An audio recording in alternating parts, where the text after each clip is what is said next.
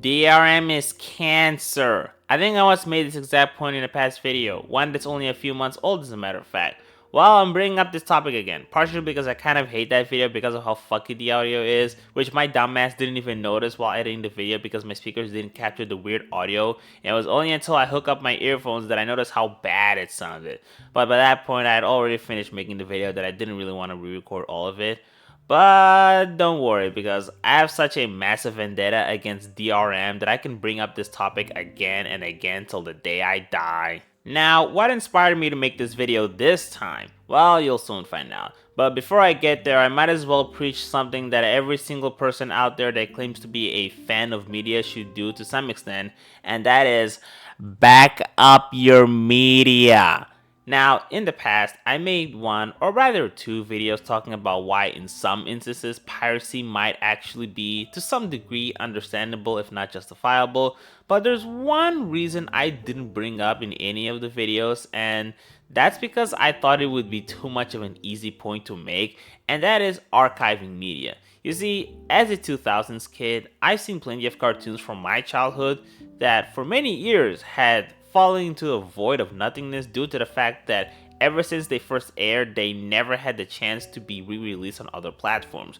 Whether it was because it had no physical media, or because it wasn't being hosted in any streaming services. So as a dimwit for nostalgia, the only way I had to watch those cartoons was through finding them online. And it doesn't matter how much of an anti-piracy person you may be, I think even you could agree that old pieces of media fading into obscurity is 10 times more harmful than we the community collectively finding traces of this cartoon's history in order to archive them and preserve history, allowing future generations and even ourselves to gain easy access to these beloved series.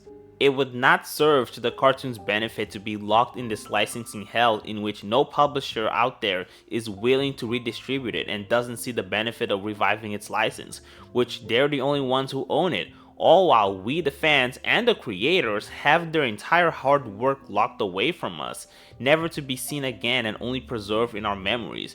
Because of this, if we can't rely on the publishers to do their fucking job of publishing their IPs that they own, then we the fans have to do it ourselves. But because of how restrictive copyright and DRM laws are, it basically makes it impossible for us to do it without towing the line of legality. And I feel like in the past few years, while it seems like things are improving with streaming services such as HBO Max, in all reality, things may actually be getting worse. You see, for the longest time, we've always indulged in digital media. CDs, DVDs, cassettes, even floppy disks, they're all technically digital media. It's why digital rights management exists in the first place. It's meant to protect these pieces of media from unauthorized copies because of how much technology had evolved to the point where it's easy to make a copy of digital works. It's why media corporations often like releasing proprietary software and hardware that have these built-in forms of copy protection, plus designing their discs to only work with these approved platforms. Now, despite how restrictive this may be and was the source of a myriad of problems that I won't list all of them in this video, there was always one saving grace to all of it, and that was the fact that in the end, I owned all of it. The DVD player, the CDs I would buy, whether they were music albums, films, or video games, I owned all of it. They were all mine. I could do whatever I wanted with it. As long as I didn't redistribute it through unauthorized copies of it, the corporations had no authority to intervene with the way I chose to engage with the media that I paid for with my hard-earned money. I could even sell it if I wanted to. However, these past few years, we've been diving deeper and deeper into the digital world, and the concept of physical ownership is slowly becoming a thing of the past. Nowadays, these corporations want us to buy digital movies, digital songs, digital games, all stuff that are stored on the internet and maintained through dedicated servers, meaning that not only do I have to stay connected to the internet to even have access to their content, but it also means that you have to create your own account in which all of my purchases get tied to. Now, the fact that I need to create an account is already a bit of a problem because of how much personal information they end up gathering from you. I remember back in the days when all I needed to purchase a game was to just simply open my pocket and give them cash. But now I also have to give my real name, my email address, my credit card information, my billing address, and in some rare instances they might ask me for my phone number. There's no reason for why I should give away this much just so I can play a fucking episode of Comic Girls. But you know, I can somewhat look past all of that. It's not the biggest deal in the world, and there are ways to kind of mitigate it. With PlayStation, for example, you can kind of skip some of those steps, helped by the fact that you can purchase PSN cards with store credit, and based on my experience of creating multiple regional accounts, I don't really think they care if you use your full name and zip code because it's so easy to use aliases. Where I think the real problem lies is with the fact that I'm reliant on the stability of my account in order to gain access to the content I purchase, meaning that if I get hacked or banned or the servers get shut down, then guess what? My library is gone, and the worst part is that I'm not owed anything. These media companies have no obligation to refund or give me back my library because their terms of services allow them to get away with it. Your best bet would be to sue them, but even then, it will likely not go anywhere because again, you agreed to their terms of services the second you created an account with them that basically allowed them to intervene with your library, whether it's revoking your access to a piece of media because it got delisted or just straight up ban you from their ecosystem if they believe you broke their TOS. Things only get worse when talking about subscription streaming services. In many ways, I think it's worse simply due to the fact that you'll never truly own any of the stuff you're allowed to stream. They're much more prone to removing content due to licensing reasons, and most of the money you spend on streaming services probably isn't even going directly to the studios you're actually trying to support anyway. I'm looking at you, Crunchyroll. It's because of this that with the exception of video games, I only buy physical discs. I will never buy a digital movie or seasons of television shows on iTunes, Amazon, Google, or whatever sites they're selling them. I refuse to purchase them. For the longest time, people have described physical media as a dying medium, and in many ways it kind of is, and for the longest time I've embraced the online digital wave. But if there's something I've learned these past few years is that physical media should not go away, not anytime soon, because currently it is the only way that we can actually own the stuff that we pay for. So if I buy the Batman, which I did a while back, and let's say something went wrong with the licensing agreements between the parties involved, if I had bought this movie on Google TV for example, there would be a serious risk that my access to this movie would disappear forever. In fact, that's literally what happened with PlayStation removing purchased movies from people's accounts in certain countries. However, if I buy the same movie on a disc, none of these media companies can do anything about it. Sony can't do anything, Warner's can't do anything. It doesn't matter what fucky licensing agreements happen between them, it's my disc. They can't barge into my apartment and take my property away from me. In fact, since I have the original disc, there's way more I can do with it. You know, I'm sure some of you may ask, hey man, since you're so in favor of piracy, which I'm not, why do you pay money for physical discs? Well, there are two main reasons for that. For one, contrary to what you might believe, I actually enjoy supporting the media I consume. So much so that, of course, I'm gonna throw my money to the industry. You see, theoretically, I could just go to the internet, find a torrent of the Batman, and save it on a storage drive, whether it's internal or external. While that is a good solution, there's an even better one, and that is purchasing a disc. Believe it or not, these bad boys are pretty durable, especially Blu-rays. They can stick around for a pretty decent amount of time, so I wouldn't worry too much about them failing to work unless I split it in half or burn it. I'm pretty sure I'm gonna be able to use this for quite a long time. But of course, even if I don't completely trust relying solely on discs, which is why aside from purchasing them, you can also rip them yourself, which by the way, is completely legal where I live. In fact, Portugal's legal stances regarding piracy is actually a lot leaner than I thought, which actually completely negates any argument of legality against me, but that's a completely different subject that I'm gonna have to save for a separate day. Getting back on topic, some Blu-rays also have a code that you can use to redeem the movie on a streaming service, which essentially grants them the benefit of purchasing the same movie online, making it even more pointless to buy digital movies. Now, to get to the story that actually inspired me to make this video, I recently bought an external Blu-ray drive. I was happy, thinking that I would finally be able to play all of my discs on my computer after so long. But no. Of course, in the end, I just ended up getting fucked in the ass by DRM, as I always do. So let me give you all a little bit of a history lesson regarding disk encryption. You see, back when DVDs were the hot shit in the 90s, they used a form of protection called the Content Scramble System or CSS, which used a 40-bit encryption key that made it impossible for unlicensed software to read those disks. This was mainly to prevent third-party software from gaining access to the content and potentially copying it if they had the feature.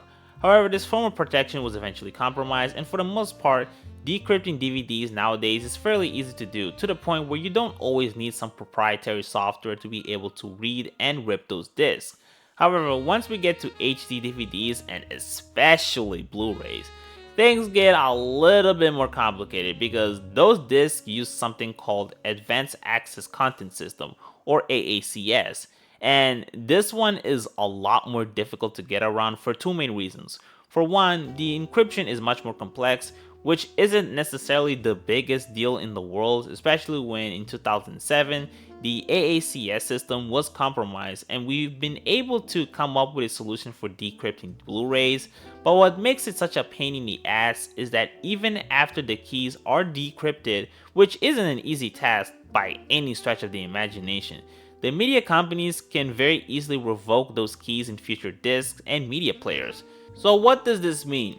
Well, very simple. Since here on Linux, the only way for us to realistically watch movies on disc is to use VLC, at the moment, none of my Blu-rays work on VLC. They all give me the exact same error, claiming that the host keys have been revoked. So right now, I'm just sitting and praying that eventually I could maybe find working host keys after continuously downloading keydb configs every single fucking day and never working. They're treating me like a goddamn criminal even though I own these discs, they're not pirated, and I have the legal right to have a backup of it.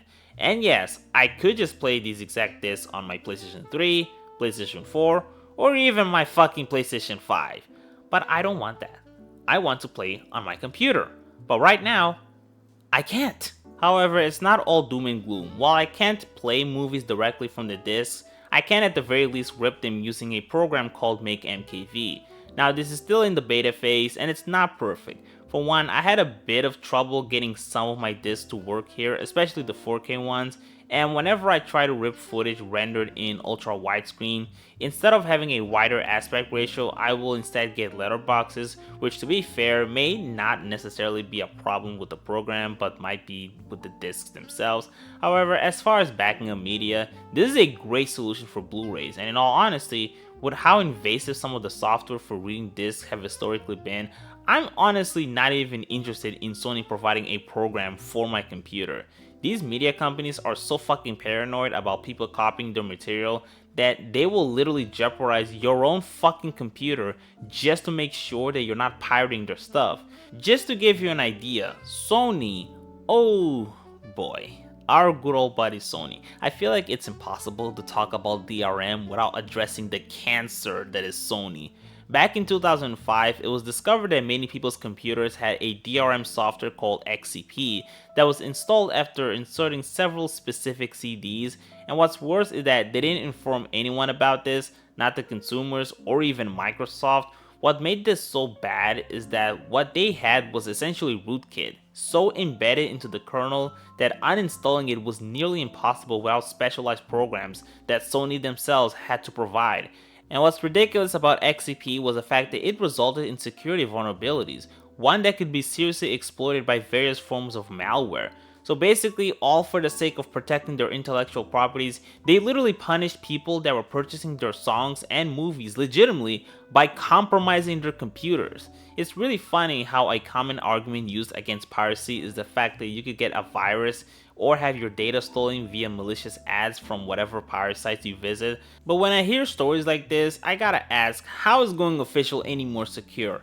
The worst part is that in the end, it didn't even work. I can still go to torrent sites and find the exact same content they're trying to protect, which makes this entire endeavor seems completely fucking pointless. But I guess nowadays, their cancer is manifested in the online sphere rather than the physical world. You know how often these industries will say that all of this is for the sake of protecting the creators, even though we all know it's bullshit. We all know the creators don't get paid shit and the corporations are the ones that are truly endangered in this scenario. It's not even a debate, we all know this. However, I'm gonna sneak in my tinfoil hat and bring up a different hypothesis. I think the real reason for why DRM, specifically online DRM, is as cancerous as it is, it has less to do with protecting creators, but more so to do with controlling the consumers. You see, for the longest time, media companies have always been somewhat adverse towards the online digital world because of how much it posed a threat to their established success in the market. However, nowadays they welcome it, not just because they found a profitable business model for online content, but it's also granted them a new superpower, and that's the ability to also control the consumers. Not only are they able to very easily profile their consumers by collecting their personal online data, it also gives them leverage to influence their customers by way of forcing them to comply with their terms of services and interfering with the access of content. Helped by the fact that many of these platforms will often have algorithms for recommending content, allowing them to pick and choose what content they want their customers to consume and what content they don't want them to consume, whether it's through suppressing certain stuff or just straight up removing it from their catalog, even if you previously paid for it. And when they have the ability to just straight up ban you from their ecosystem, out of fear of losing their entire library of purchases, it also means that people will act accordingly to how these companies want us to. In fact, given how sites like YouTube have set the precedent for banning people based on their behavior outside of the platform, you have to wonder how long it'll take before this starts getting widespread adoption. There was once a time when the internet represented our sense of freedom, but nowadays, with how big tech and media corporations have amassed control over our online activities, we may need to slowly start moving on to alternatives, even if it means the real world. So always remember this: when you purchase online digital content, you're not actually paying to own content, you're just paying them to control you. So let's buckle up and return to the caveman days of purchasing physical media. Now, if you're someone that has a fuck ton of online digital movies and television shows and you're wondering what to do, well, there are two options. One, screen record it if you have the patience to record perfect streams of everything you've ever bought. Or you could, you know, get them somewhere. Look, you've already bought them and you're doing this for archival purposes. But hey, you do you.